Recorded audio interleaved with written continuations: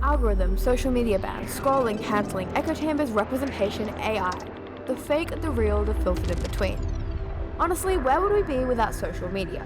It's got solid highs and crash and burn lows. But hey, let's figure it out, together, at Dear Digital Future. Brought to you by Project Rockit's National Youth Collective. Welcome to Dear Digital Futures. Today we're going to be talking about likes and dislikes. I'm one of your hosts, Mehala Ram, and my favorite thing in the digital space would probably be being able to communicate with my friends and make new friends online. And I'm Theo, and my favorite thing about the digital space is connecting with people in different countries that I've met overseas. So Theo, we use social media almost every day, but have you ever stopped to think about how much it really does impact our personal likes and dislikes?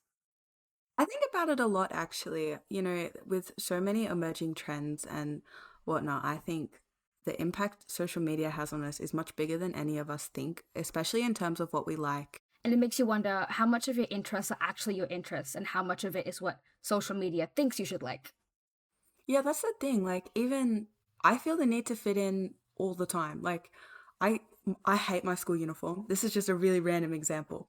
And we had this like vest that everyone wears, and I hate the way it feels, but I still wear it every day because everyone else wears it. And if I don't wear it, then I'm going to be the odd one out.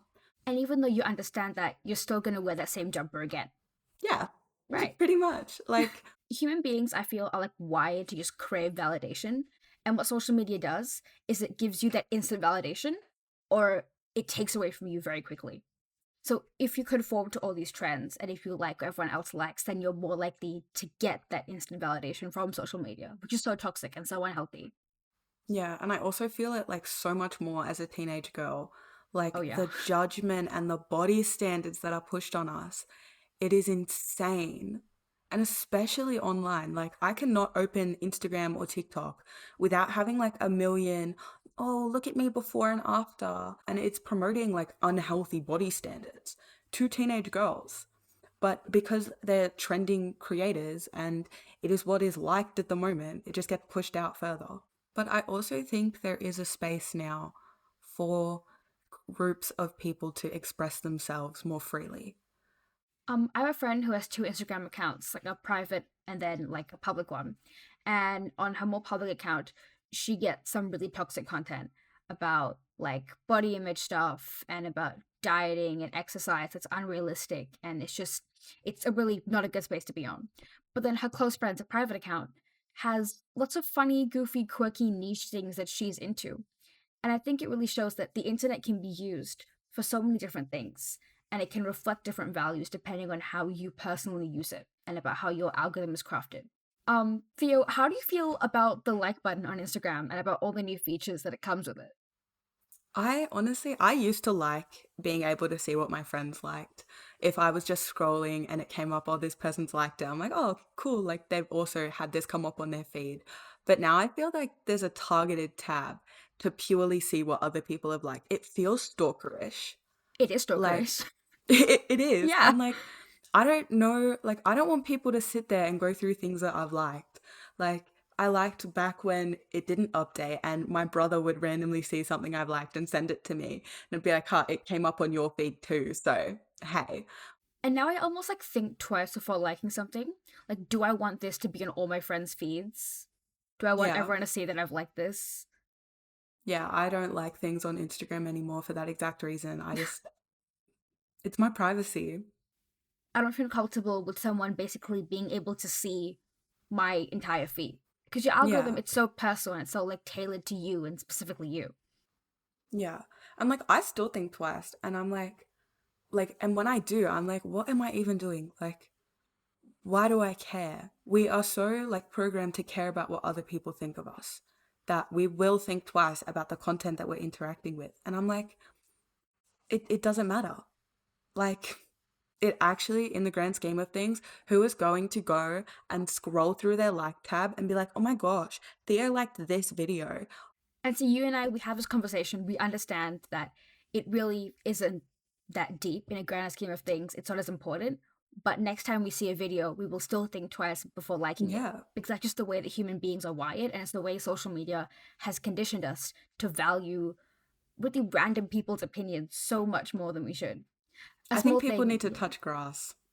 Honestly, yes. That is the one solution to Go everything. outside, connect with nature. I love the new trend of people like, I waited for his text and then I realized I needed to reconnect with nature and they Oh just go yeah, on a hike.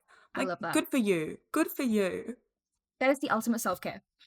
hmm Reconnect with nature, touch some grass. I think, like, I like what YouTube did in removing the dislike count on like Oh yeah. images and stuff. Like, I think that was a good decision.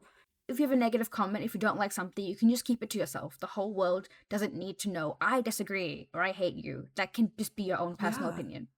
But I feel like social media wouldn't be as big as social media is now without the like or dislike feature. Because yeah, I can see content, but people want to be able to interact with it and give their opinions. Like humans, we're busybodies. We care about everyone's business and we want to have our 5 cent share and say what we feel about everything. If there's no like interaction with the audience, I feel like social media would not have blown up as much as it has. Yeah. That's my opinion. And I think like social media started out as a way to connect with your friends. Like Yeah. inherently that's what it started out as. And we can't remove that. I think it's the way that we look at social media. Yeah. Like there's just stereotypical posting videos on TikTok, but also things like even using WhatsApp to text people and how they have like, the new status thing on WhatsApp where you can Yeah. post like a story. That's also social media. And people don't see it in the same light. Like there's definitely days where I go to my best friend and I'm like, "Hey, let's take a selfie because I want to post on my Instagram story." Like that's performative, I would say. But I don't do it for the intention of being an influencer. There's definitely a shift in people can be performative and like I obviously am influenced by the trends that I see. Like I don't really have a choice in that. I can't travel for, 2 hours to get somewhere else to go get my clothes. It's convenient to shop in the town that I live in. So I'm going to dress like all the other girls in my town. That's just what happens. But I also think there is a vein of people that will go above and beyond and only post performative content. I sort of agree with you, I sort of don't. I agree with the part that's like degrees of performance, people who are like career influencers, all they do is post the best parts of their life. They will make up new incredible scenarios solely so they can post it. But I think that really everything you post on social media is performative. Almost anything you do on social media is performative. What you like content that your friends would appreciate because they can see your likes. What you comment on, your friends can see your comments, so you make your comment like extra funny.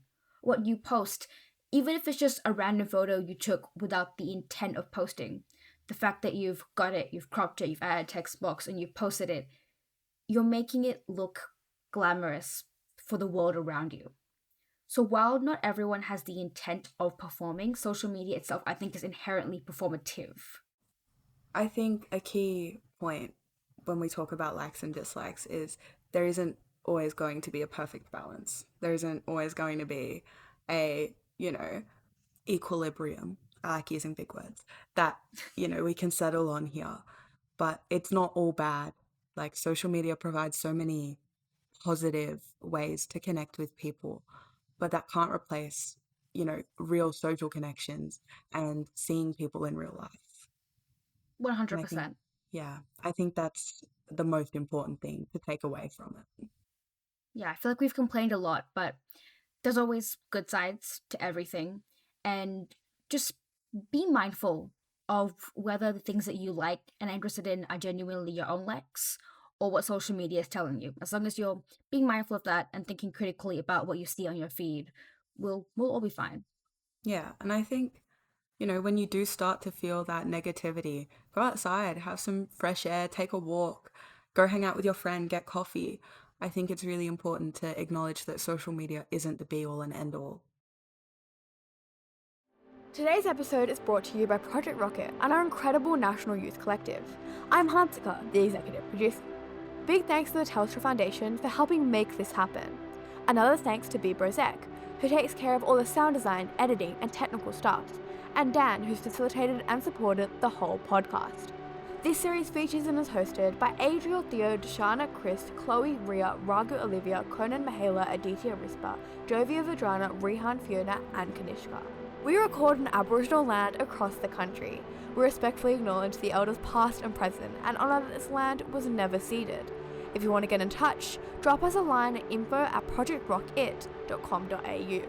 That's all from us for now. Catch you next time.